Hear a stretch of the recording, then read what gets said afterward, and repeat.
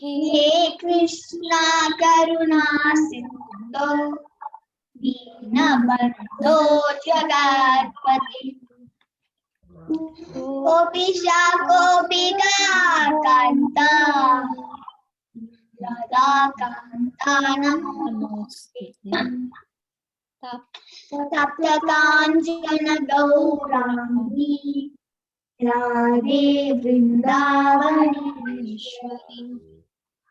वृषभानुसुते देवी प्रणमामि हरिप्रिये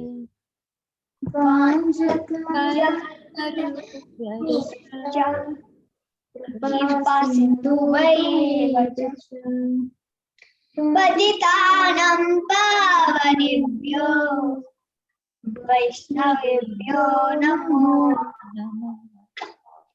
जय श्री कृष्ण चैतन्य प्रभु Nityanand Shri Advaita Gadadhar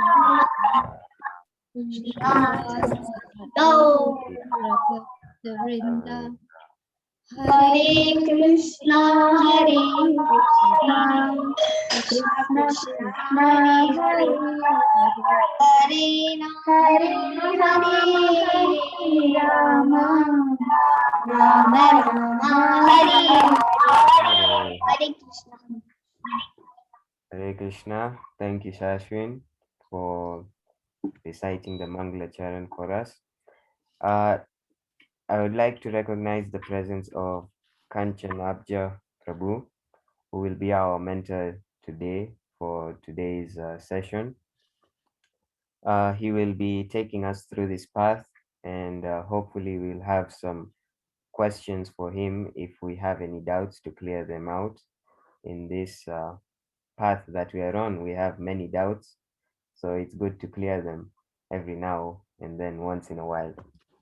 So I believe we're in chapter 9, text 13 of the Bhagavad Gita as it is. So how would you like for us to go about it, Prabhu? Would you like us to read the shloka and the translation and then hand it over to you during the purport? Yeah, I don't mind. However you like to do, Prahlad Prabhu. Okay. So we'll just read the shloka, and then we'll move on to line by line, word to word translation, and then we'll hand it over to Prabhuji.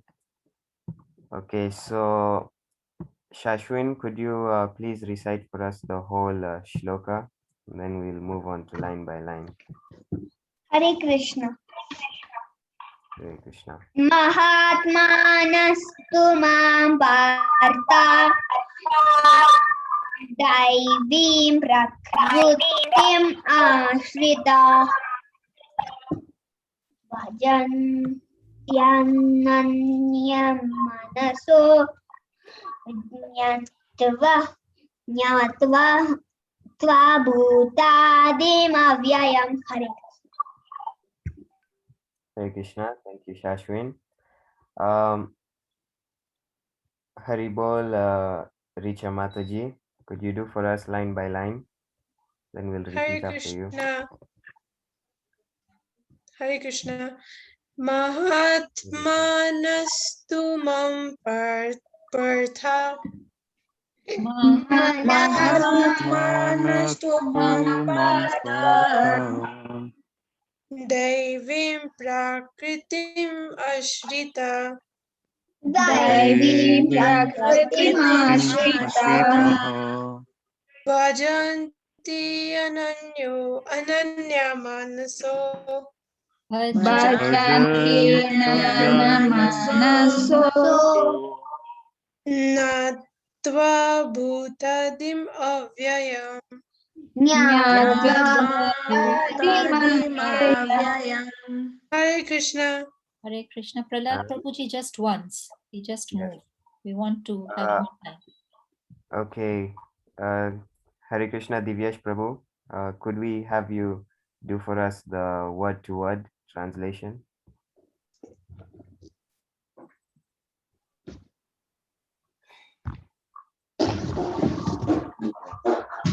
Okay, I'm not sure if he's there. So Vishaka Mataji, could you do for us the word-to-word translation? Vishaka Mataji is usually cooking at this time, so Okay, then we can have Avinash Prabhu. even ISKCON Eldoret, there are lots of devotees there who can help us. Okay, then we can have one of the devotees from the ISKCON Eldoret who can help us. Okay. Hare Krishna ISKCON Eldoret. Hare Krishna. Mahatmanastu Partha. No, the word-to-word translation. Oh, sorry. Mahatmana, Mahatmana, the great souls. the great Great soul. souls. To To but But mam Mam unto me. unto me. Partha, Partha, son of Peter. O O son son of of Prita, Thy beam Thy Thy divine. divine. Divine, Praकृtim Prakriti nature. nature, Ashrita, Ashrita, having taken shelter of. having having taken shelter of Ajanti, Bhajanti, Bhajanti, prayer service. render service, Ananya Manasa, Ananya Manasa, without deviation of the mind. without deviation deviation of of the mind. mind. devotion of mind, Yakwa, Nyatva, Knowing. no, Buddha Creation, of creation, Adim, Adim, in Adim, origin, the origin. the origin, Avyayam, Avyayam, inexhaustible. inexhaustible. Hare Krishna, thank you, Prabhu. Kirtika Mataji, could you read for us the translation now? Hare Krishna. Translation by Srila Prabhupada, Srila Prabhupada Ki Jai. O son of Partha, those who are not deluded, the great souls, are under the protection of the divine nature. They are fully engaged in devotional service because they know me as the Supreme Personality of Godhead, original and inexhaustible. Hare Krishna. Hare Krishna, thank you, Mataji. Now I would like to hand over to Kanchanajba Prabhu to continue on from there. I would like to also recognize the presence of Mansiganga Mataji. For those of you who have just joined us, we have Kanchanajba Prabhu as our mentor today, who will be taking us through this journey. We are currently on chapter 9, text 13. Hare Krishna, I now hand over to you, Prabhu. Thank you very much, Okay, Lord Prabhu. sorry. Go on, Can I Mansi interrupt Gangavad. for a Yes, second? please, yeah. We have a very, what should I say today? Karva, Kishori Karva, that's her mother, I think. She's from Nairobi, a very good devotee. I'm so happy to see her on the, not happy to see, but at least she's there. Sadhvi Radha, Hare Krishna, thank you for being there. Haribol. Hare Krishna. Thank you, Mansi Ganga Mataji. Thank you, Prahlad Prabhu. Thank you, Kirtika Mataji. Thank you, ISKCON Eldoret. Thank you, Sashwin Prabhu. Thank you all. Thank you, Vishaka Mataji. And if I missed anyone out, apologies. But thank you so much for introducing chapter 9, text 13. I feel very happy. I'm really enjoying being with you all. It's very enlivening and inspiring these Wednesday nights for me personally. Really enjoying being in your association, hearing your realizations. It's very inspiring for me. So thank you so much for inviting me to be with you. I feel very honored. So chapter 9, text 13, we've gone up to the end of the translation, so I'll just read the purport and then maybe we can say a few things.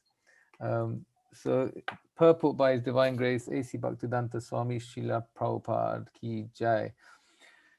In this verse, the description of the Mahatma is clearly given. The first sign of the Mahatma is that he is already situated in the divine nature. He is not under the control of material nature. And how is this affected?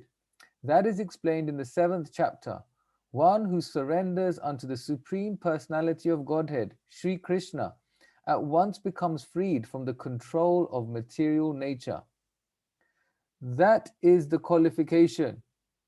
One can become free from the control of material nature as soon as he surrenders his soul to the Supreme Personality of Godhead. That is the preliminary formula. Being marginal potency, as soon as the living entity is freed from the control of material nature, he is put under the guidance of the spiritual nature. The guidance of the spiritual nature is called Devi Prakriti, divine nature. So when one is promoted in that way, by surrendering to the Supreme Personality of Godhead, one attains to the stage of the great soul, Mahatma.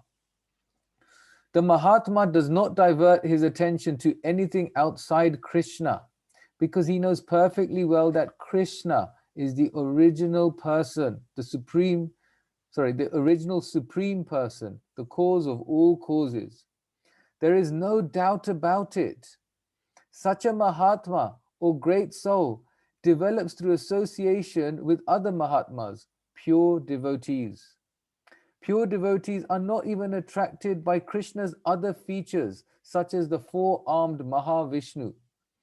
They are simply attracted by the two-armed form of Krishna. They are not attracted to other features of Krishna, nor are they concerned with any form of a demigod or of a human being. They meditate only upon Krishna in Krishna consciousness. They are always engaged in the unswerving service of the Lord in Krishna consciousness. Srila Prabhupada Ki Jai. I'll just read the translation again. O son of Pritha, those who are not deluded, the great souls, are under the protection of the divine nature. They are fully engaged in devotional service because they know me as the Supreme Personality of Godhead, original and inexhaustible. So here we are in text 13 of chapter 9. It's getting interesting. Krishna, when he's speaking this, when he's speaking the Bhagavad Gita, he kind of goes from one subject to another, and we kind of got to keep up with him. So in the previous couple of texts, Krishna was speaking more about the Mayavadis, the fools deride me, and then the atheistic and demoniac persons who have to keep repeatedly taking birth. And now he's going back into bhakti. He's going into devotion. He's getting into the real deal in this text. The real deal is fully engaged in devotional service because they know me as the Supreme Personality of Godhead, original and inexhaustible. Who knows Krishna like this? Krishna starts this text with Mahatmanas tumam partha, the Mahatmas. The Mahatmas are the great souls. Prabhupada explains in the purport, the great souls are the pure devotees. So what is a Mahatma? A Mahatma is not necessarily a political leader. A Mahatma is a pure devotee of the Lord. This is what Srila Prabhupada is making sure we understand. Krishna has used this word Mahatma, and Prabhupada has made it very clear that a Mahatma is a pure devotee. This is a Mahatma. And what does Krishna say earlier in chapter 7 about Mahatma? Sa Mahatma Sudurlabha. They're very rare. The Mahatmas are very rare. The pure devotees are very rare. Why is it so rare? What's so rare about a pure devotee? What's rare about a pure devotee is that pure devotees love Krishna. They just love Krishna. They just want to be with Krishna. They want to serve Krishna. They want to do everything. They want to live only for the pleasure of Krishna. We were mentioning last week how Srila Prabhupada on the Jaladuta, he was saying, make me dance, make me dance, make me dance. This is what Srila Prabhupada was praying to Krishna when he reached America on the Jaladuta. Make me dance. Let me be your puppet. So a pure devotee has no other desire except being an instrument in the service of the Lord. This is a pure devotee. This is a Mahatma, and this is being Devi. Has it been described here? Krishna saying Devim Prakritim Ashrita. This how to be into the divine nature. If we more and more align ourselves to the desires of the Lord. If we align ourselves to the desires of the Lord, we are engaging ourselves in Devi Prakriti, divine nature. So it's very interesting because sometimes we may think, actually, maybe I am a pure devotee. You know, I'm doing everything for Krishna. I wake up, I chant, I go to the temple, I serve, I'm doing everything. Maybe I'm a pure devotee. Okay, maybe if I'm not a pure devotee, I'm very close. Maybe about Bhava, Nishta, Ruchi. I'm there. I'm nearly there. You know, these guys are still in an artanivity, or, you know, they're still trying to clear out their unwanted stuff from inside. But I'm nearly there. You know, I'm always here. I'm always at the temple. I'm always at the temple. But are we actually at the temple internally, or are we externally there? Now, the best is to be there internally and externally. If we can't be there externally, which I think Nairobi is now, is it in lockdown again? I heard there was something going on. Yes, so in Kenya there's a lockdown. So maybe you're not allowed to externally go to the temple. But internally, we can always be with Krishna. We can always be at the temple. If we can't be there externally, we can still be there internally. It doesn't work the other way around. If we can't be there internally, how much use is the benefit of being there externally if we can't tap in internally? There is some benefit, there's going to be some benefit, but ultimately, to be with Krishna, to be an instrument in Krishna's service, we need to be aligned with what Krishna wants for us. So, how do we know what Krishna wants for us? This is the question. See, there's many things. It is said that Krishna is pleased. We know that Krishna is pleased if Guru and the Vaishnavas are pleased. So if the spiritual master is happy with what we are doing, if the devotees are happy with what we are doing, then naturally that is a good sign that Krishna is happy with what we are doing.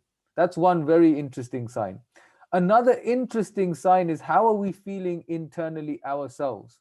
Are we waking up in the morning feeling content? Are we waking up in the morning having a sense of fulfillment in our heart? What is this contentment? What is this fulfillment? Well, again, we can see in one or two different ways. Am I longing for am I hankering for something material? If I'm hankering for something material, then maybe I've not got real contentment and fulfillment in my heart. That's one thing we can definitely sense if I'm hankering. And if I'm feeling an inner sense of happiness, am I feeling an inner sense of satisfaction, like I don't really need anything more? If I'm in this situation, I'm actually quite happy. I'm in a lockdown, I'm locked up in my house, but I'm okay. I'm okay because I'm with Krishna. So Krishna here, he says, Bhajantyananya manaso, serving without diverting our attention from Krishna. Bhajantyananya manaso. I may be at the temple all the time. I may be doing some big service. I may have some big position. But in my heart, am I serving without diverting my attention from Krishna? This is so important. This is so interesting because we sometimes don't even think about this, whether our attention is on Krishna or not. A lot of the time, if we really think about it, we're serving Krishna, but our attention is on ourselves. I distributed so many books. Did I get recognized? Did they read my name out? Kanchanajba distributed 5 Mahabeg. Haribol. And am I distributing these books to get that? Haribol. Am I distributing these books to get that plate of Mahaprasadam? Why are we doing what we are doing? And this is Bhajanti Ananya Manaso. This is serving Krishna without diverting our attention from Krishna. Am I serving Krishna without wanting anything in return? And we may have desires that are gross, we may have desires that are subtle, but to the degree we have these other desires, to that degree we won't perceive Krishna in our life. We just won't be able to perceive Krishna's mercy by the amount we want to enjoy for ourselves. If we want a certain position, I want to be the president of this center or vice president or treasury minister or whatever, different, that's not actually recognized by Krishna. Krishna doesn't care for our position.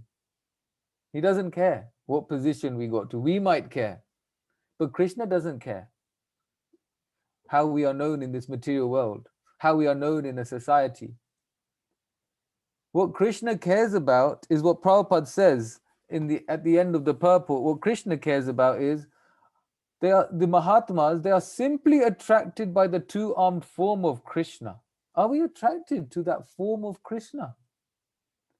Are we serving Krishna to make Krishna happy? Are we serving Krishna from our hearts?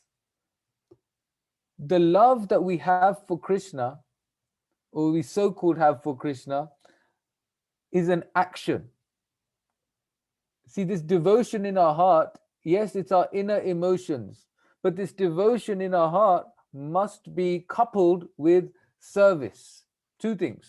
So two things together. There's devotion and there's service. Devotion is our inner emotions, and this makes our heart fit for Krishna to reside. The devotion makes the heart fit for Krishna to reside. Then we have our service, which is our outward action, our tangible connection, my service to Krishna. What does our service do? It drives out our impurities, our infatuations, our temptations. So the two things have to go hand in hand. How did Krishna, does anyone want to share with me, how does Srila Prabhupada define bhakti everywhere in the Gita? Anyone want to share? How does Prabhupada define bhakti? What's his translation for bhakti? Anyone? Hare Krishna. Hare Krishna, Richa. I'm not sure, but one is the unalloyed devotion, unalloyed love, and the second I can say is complete surrender onto Krishna's lotus feet. Hare Krishna. Sorry if I'm wrong. No, very nice. So complete surrender unto Krishna's lotus feet and unalloyed love. Was those the two things you said, Richa? Yes, unalloyed devotional service. Unalloyed devotional service, yes. Prabhupada defined bhakti as devotional service. Devotional service. Prabhupada made it very clear for us what we need to do is devotional service. There's two things going on when we're talking about devotional service. There's devotion and there's service. Our service, our outward action, our tangible connection to Krishna must be coupled with devotion, that inner emotion, that love for Krishna. So to practice devotional service more and more and more and more is what will attract Krishna. Not just service. Service will give us some purification, but it won't necessarily attract Krishna the way devotional service attracts Krishna. Because service to Krishna, which is not devotional, most of the time is service to Krishna, but not really for Krishna. It's like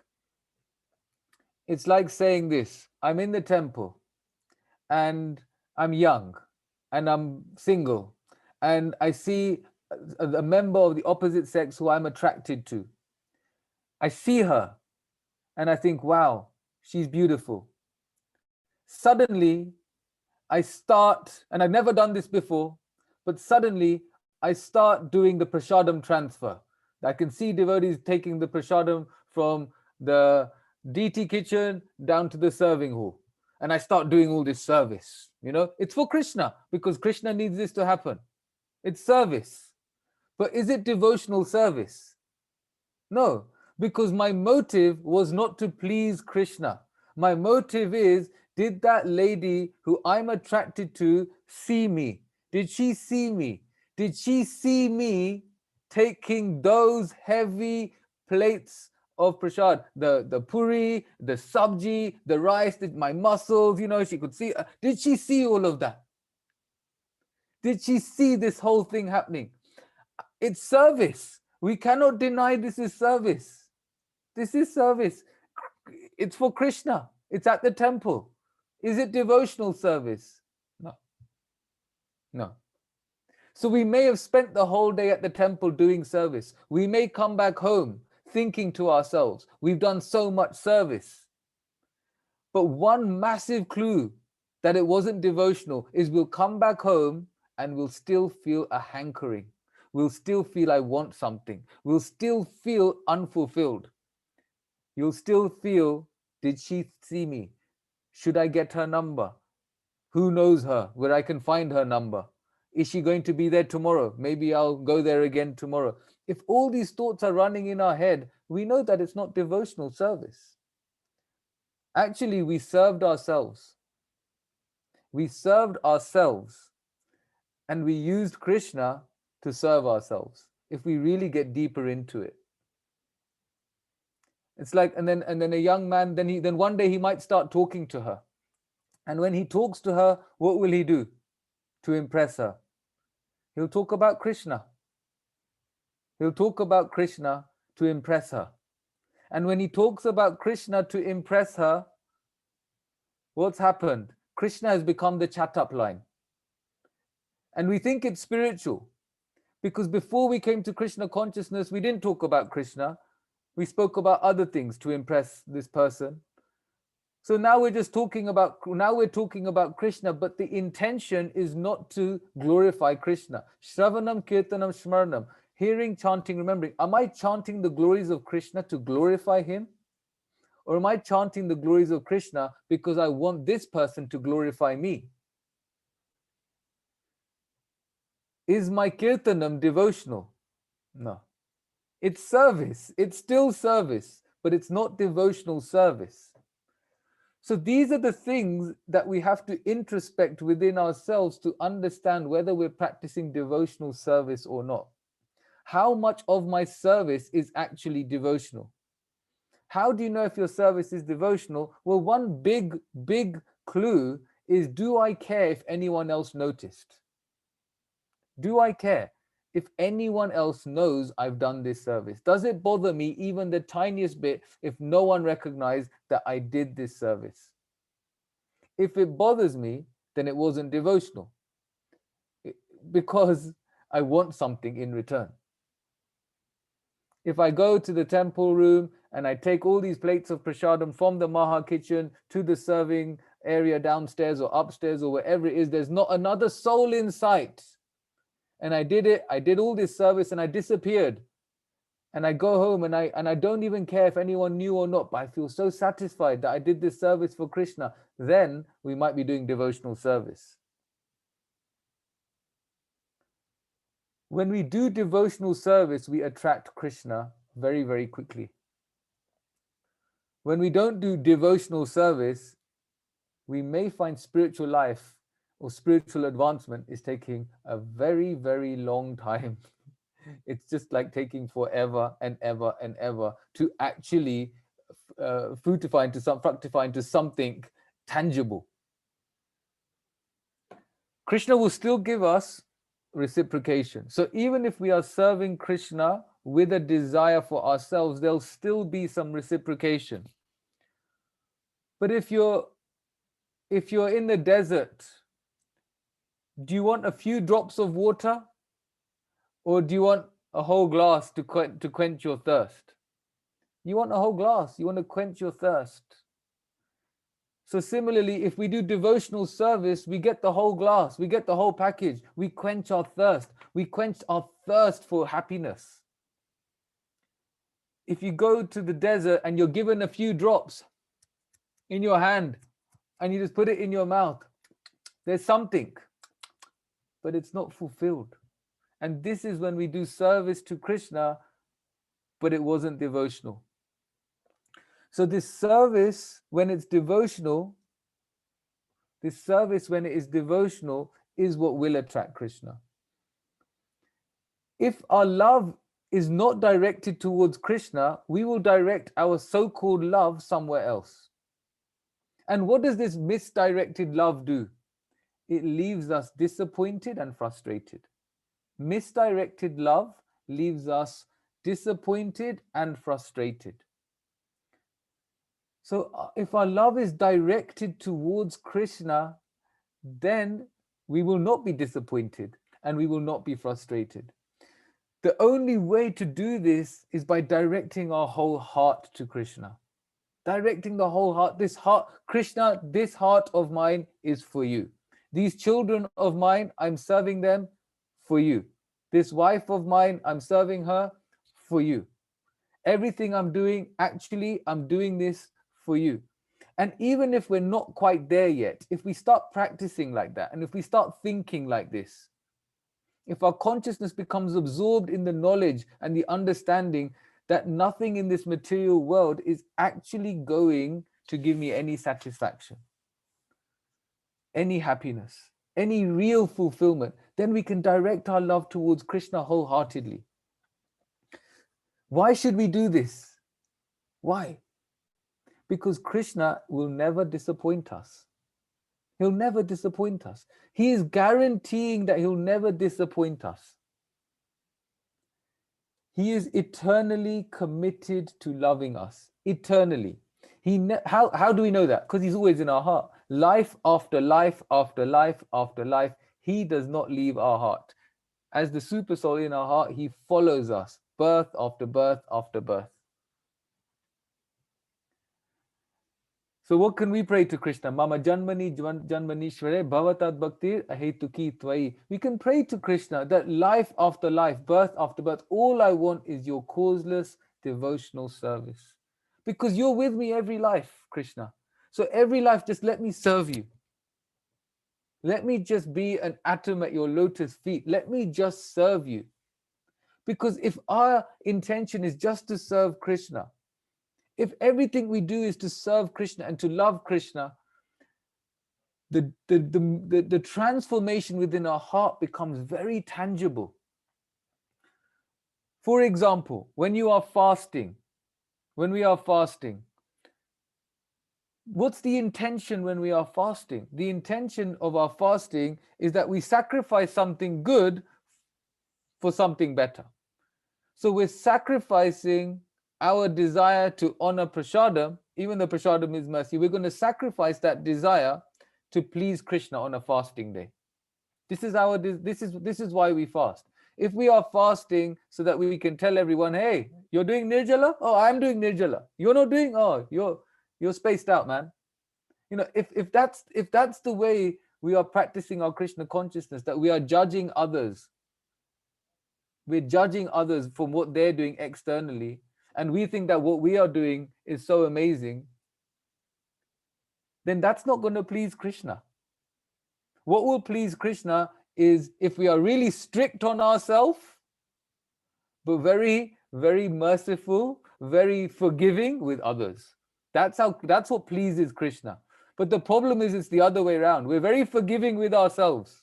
Oh, today I couldn't do it. Today I couldn't wake up early. Today I couldn't fast. Today I couldn't chant. We're very forgiving with ourselves. And we're very hard with everyone else. Very strict with everyone else. You didn't chant today? Spaced out. You woke up late? Spaced out. You know, we get so fanatic with others, but we're so forgiving to ourselves, when actually what pleases Krishna is being the opposite. This is the Mahatma. that we're speaking about. The pure devotee is very strict on themselves, but very forgiving. Why is it we are attracted? Why is it we're attracted to the Mahatmas? Why is it that all these souls in the Bowery, when Srila Prabhupada went to New York, why were they so attracted to Prabhupada?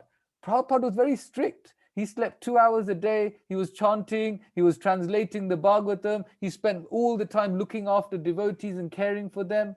How can these Western, very young hippies who were addicted to sex, drugs, and rock and roll, how were they attracted to a sadhu from India? They were attracted to the sadhu from India because this sadhu was a Mahatma. He's a pure devotee. And the pure devotee, he was very, very merciful, very forgiving, very welcoming. There's a story that Mother Yamuna, the first time she met Prabhupada was because her sister, Janaki, was getting married to, so Janaki Mataji was getting married to Mukunda Maharaj, who was then Mukunda Prabhu, or maybe even not Mukunda Prabhu, Mike, I think his name was Mike at that time. But they were, or maybe no, they got initiated by then.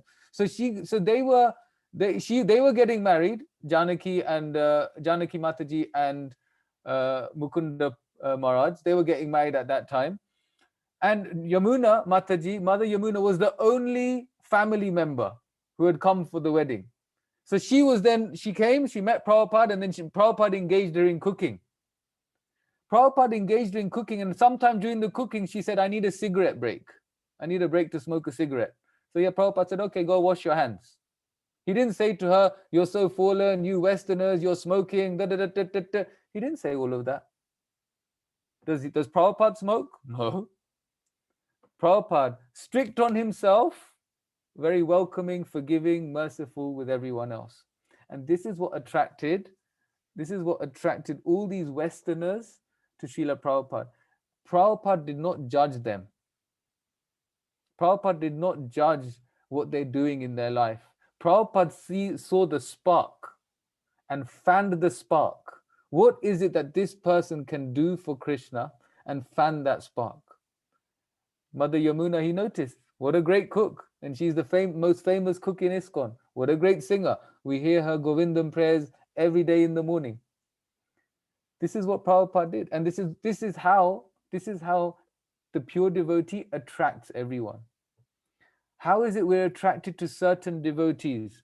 And you notice that who we're attracted to most of the time, so many different types of people are attracted to them. It's not like the real advanced devotees. They have, so many different types of people that are attracted to them. It's not like they just have one camp. They've got so many different types that are still attracted to this one personality. And the reason is because that devotee is very merciful, very welcoming, very giving. So one thing in our spiritual life is, yes, we should be very strict with ourselves. If we should be very strict with ourselves, if we are becoming lax, if we are becoming too relaxed in our spiritual life, then we should be strict with ourselves. We should become more disciplined. When we become a disciple, what does disciple mean? Disciple means discipline. So we need to become disciplined in our spiritual life. We need to be more stronger and firmer with ourselves to become more Krishna conscious. But at the same time, we don't throw that fanaticism on everyone else. Because if we judge others, we're seen as a fanatic. And if we do judge others, then what we are actually doing right now, let's say I wake up early every day, or let's say I chant 25 rounds every day, it won't last if we are fanatic with others. But if we are very welcoming with others, very loving with others, devotees just become more and more and more attracted to Krishna. Devotees will feel more welcome if they are accepted for who they are. Just feeling accepted is such a big thing, because in the material world there's a lack of acceptance. There's a massive lack of acceptance in the material world. We can see it everywhere. Even within a family, there's a lack of acceptance. Between friends, at work, it's, if you work in an office it's like, oh my God, there's hardly any acceptance in so many different offices. Oh, this person likes you, this person doesn't like you, and let's gossip about this one and gossip about that one. The material world is just rolling around in gossip, and no one is feeling accepted. The biggest tragedy is when people come to ISKCON and don't feel accepted. So what can we do? What can we do? As ambassadors of Srila Prabhupada, we can help others feel accepted. Prabhupada did not distinguish between white, black, Indian, Chinese. He wanted everyone to come to Krishna consciousness.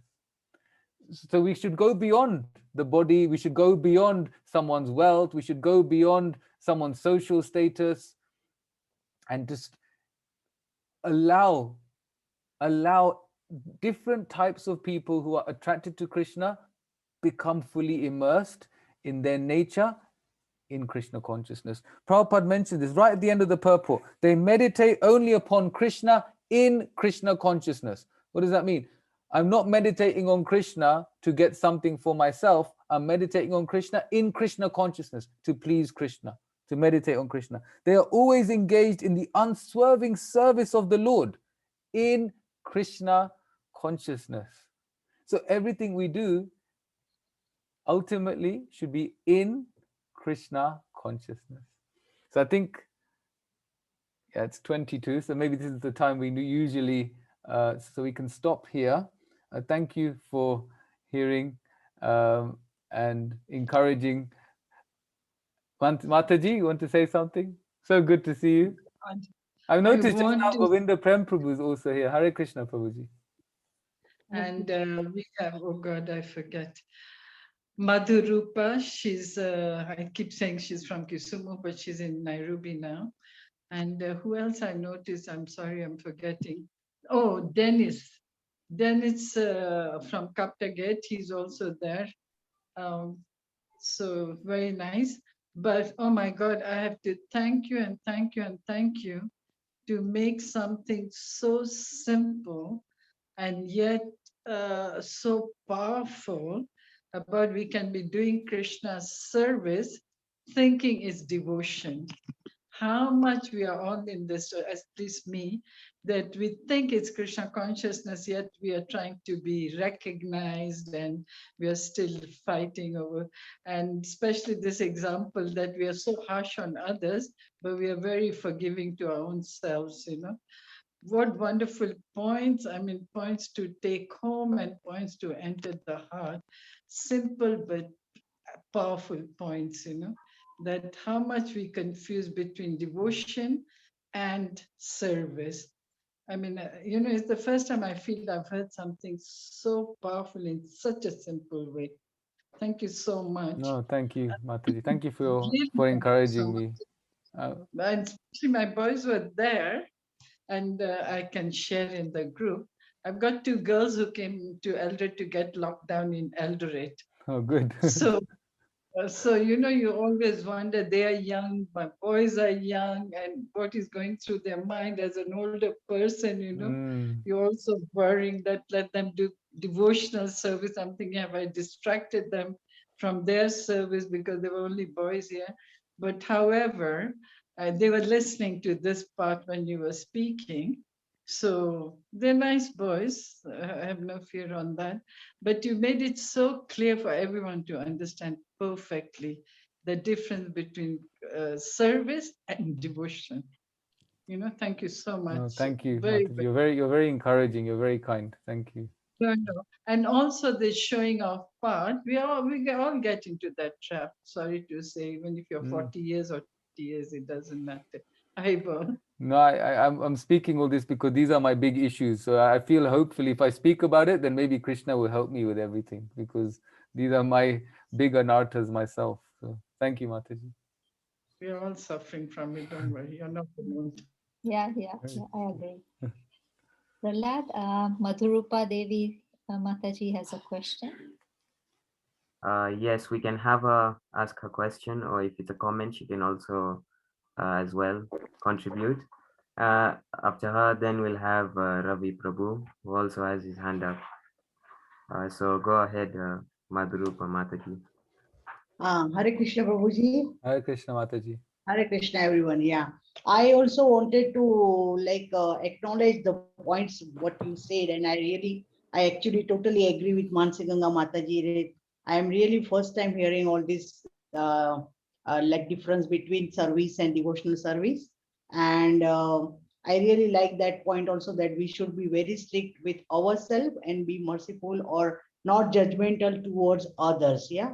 So I really like that 2, 3 points from your class today, and I really enjoyed the class. So my question is that when we think that we are doing a devotional service in the temple or at maybe our home, but it is not actually a devotional service. So can it be sakam karma or akarma?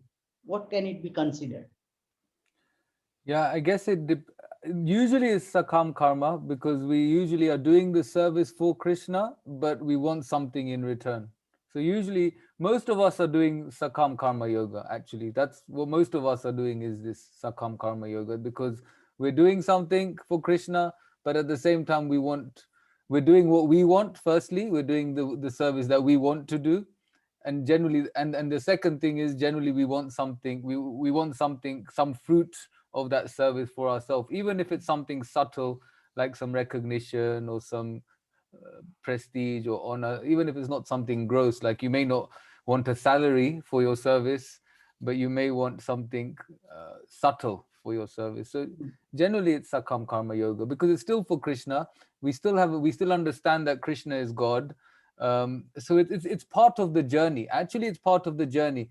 And the reason we thought to share this today was just so that we can become more and more conscious about what it means to take the next step from that journey. And the more we're conscious of it, then the more we can think about it, meditate on it, the more we can keep introspecting and asking ourselves the question, is this for me or is this for Krishna? And even if it is for ourselves, at least we understand that it is for us and that we can pray to Krishna. Ultimately, nothing can change until Krishna sends his mercy. It's not up to us. We can only pray for us to be different. We can only pray for the transformation. And then Krishna, when he's ready, we have to stay patient. And when Krishna is ready to send his mercy, then we gladly accept it. I hope that makes sense. Yes, thank you. Hare Krishna. Hare Krishna. Yes, we can now have Ravi Prabhu, and then we can have Ravi Prabhu and then Shama Vallabha Mataji. So Prabhu, you can address their question. Yes, Ravi Prabhu. Hare Krishna. Hare Krishna. One can become free from the control of material nature as soon as he surrenders his soul to the Supreme Personality of Godhead. So explain that sentence to me, please. Yeah, because once we surrender to the Supreme Lord, Krishna takes direct control of our life. So in that sense, if we surrender to the Supreme Lord, if we surrender to Krishna, then what happens? We don't have any material desires. So if we don't have any material desires, then we're not under the control of material nature. So that's what we've become free from the control of material nature, because we surrender our soul to the Supreme Lord. So we don't have the desire to enjoy in the material world. Therefore, material nature cannot control us in that way, and then we are happily engaged in the service of the Lord. So as soon as he surrenders his soul, so you must die. It's the only choice. Yeah, we can surrender our soul even while we are here. So if we think like Srila Prabhupada, he surrendered his soul to Krishna while he was here. So we can surrender our soul whilst being here. Whilst we're here, we can surrender ourselves to Krishna by only wanting to satisfy Krishna, by happily using this body as an instrument to please and serve Krishna for his pleasure. And that is surrendering the soul. But that is essential. That is essential. Death. Death is essential in the sense that this body in this life will go, yes, but there'll be no more death. So that this is what we're getting. This is the even if we're thinking of it purely for ourselves, if we surrender to Krishna, we'll never have to die again. You know, you leave this body now at the end of this life, then you never have to take birth and die again. That's it. It's all over. You go back to the spiritual world and you're eternally blissful in the service of Radha and Krishna. Prabhuji, Okay, thank you. We are falling into the trap now. We are now asking, we are surrendering so that we don't come back. I think that subtle want is still there. Yeah. We surrender. Jo karna hai karo ami. Whatever you want. You want me to come and join you over there? Fine. If you want me to go to Patal Lok, fine. Whatever you want. This is where we want to get to, exactly. But at our stage of Krishna consciousness, it's still healthy to want to go to the spiritual world. It's still a healthy desire. And then as we advance, then naturally we won't care. You know, as we advance more and more, we won't care whether it'll become very natural. I'm not here right now. It's like, oh my God, I need to get there. You know, but it's still a healthy desire to have, to want to be with Radha and Krishna, because don't we want to be where every step is a dance and every word is a song? You know, it just sounds beautiful. Who wouldn't want to be there? Who wouldn't want to be in the spiritual world when we hear about it? So yes, but you're very, very, very correct, Kirtika Mataji, that as we do advance, then it won't bother us, because we know that we're with Krishna, whether we're here, there, anywhere, we're with Krishna. So yeah, very good point. Thank you, Mataji. Okay, now we can have Shama Vallabha Mataji's question. Prabhu, thank you for the wonderful class. You mentioned that we shouldn't be in Krishna consciousness, we shouldn't judge anybody. When this comes to the context of deciding your partner, is it okay to be judgmental? So you're Krishna conscious. The other guy is very, very good-hearted, good in nature, but still has onion garlic and is not in ISKCON yet. Would you judge the other person if they really, really like you based on that? Yeah, thank you for your question. Maybe one thing I should qualify from what I said is I didn't mean that we should never judge. Actually, we're always judging. You know, judging is essential. It's part of our intelligence. What I meant by not judging, I meant in a judgmental way, to deride someone. But naturally, I mean, and the situation you're speaking about, Shama Vallabha Gopi, is very natural. If you're meeting someone as a potential life partner, we have to judge whether that person's going to be the right person for us or not. So judging is normal. Judging is actually, you need to judge. If someone tells you not to judge, they've also made a judgment themselves. You know, actually judging is very normal and very natural. Judging is part of our intelligence. The point is, don't become fanatic in our judgments. And in terms of the whole onion, garlic, and all these things, these intricate details is something that is a very personal choice and something that the person needs to weigh up for themselves. All I would say about this is that everything should be done in the mode of goodness. Mode of goodness means think before you act. Okay, some people, they act before they think. That's the mode of passion. So some people, they meet their partner without even thinking so much. They say, yes, yes, yes, I'm going to get married to her. Not even thinking so much. Meet once, meet twice, yes, I'm ready for marriage. And then what happens? It's nectar at the beginning and it's poison at the end. This is mode of passion. The mode of goodness is you think first. So part of that thinking will involve some judging. And when it comes to thinking, we should think, who am I? Where am I in my Krishna consciousness?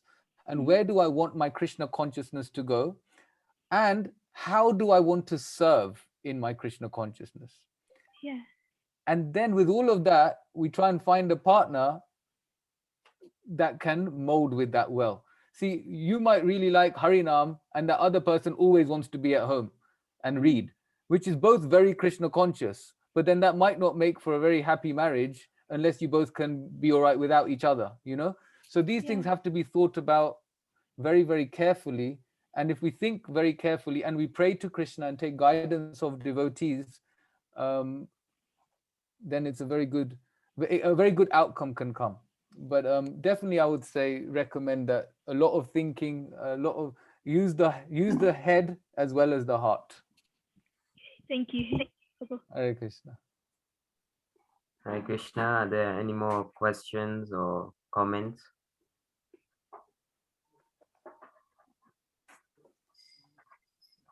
If there are no more questions and comments, Prabhuji, Prahlad is he's in our group all the time, and because we have such a fantastic speaker today, he has coordinated the session, and Richa Mataji will end the session. So I would like more youngsters to be involved as well. So I hope you didn't take, we forgot to offer our humble obeisances. So Prabhuji, Dandvat Pranam, and I on think behalf Mataji of wants everybody. to say something. Mansi Ganga Mataji wants to say something. I want to recognize Sonal Shah, who's come as Harsh and Dash. She's attending from Mumbai. Yeah. Oh, Hare She Krishna. started in Eldoret. But to think she keeps coming off and on. But imagine what time it is in Mumbai. I think 9 o'clock is late, and that's like 11:30 there. Yeah. So really Wow. would like to appreciate her participation. Hare Aibo. Krishna. Hare Krishna Mataji, Hare Krishna. Hare Hare Krishna, Krishna. Sonal Mataji. Thank you for joining in and Thank being you, there thank you for so much. us. Also Thank you. like to acknowledge Shyama Vallabh Gopi, Devi Dasi. Thank you for joining in today.